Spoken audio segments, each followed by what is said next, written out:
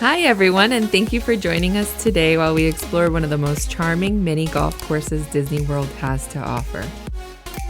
Open from 10 a.m. to 10 p.m., we highly recommend this for a date night or some family fun in a Disney-themed quiet setting. Fantasia Gardens mini golf is a family-friendly escape. The miniature golf course has a view of the Hollywood Studios Tower of Terror and is located directly across from the Swan and Dolphin Resort. It's actually considered part of the Swan Hotel property.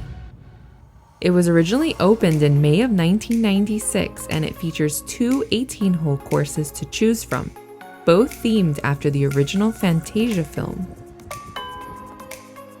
Fantasia Gardens is the simpler of the two.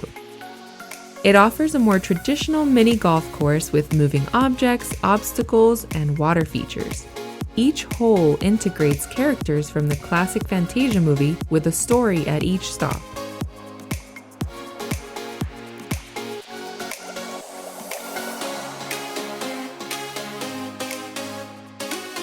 Fantasia Fairways is located adjacent to Fantasia Gardens, and it's the more difficult of the two. It's designed with sand traps, fairways, and traditional flags in each hole.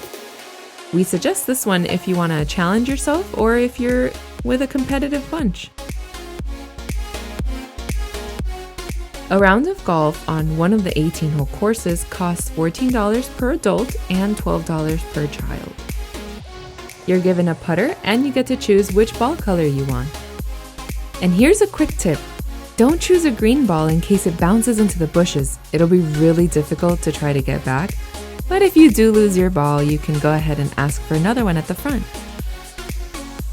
So if you're looking for a terrific time, head over to Fantasia Gardens and let us know which course was your favorite in the comments below.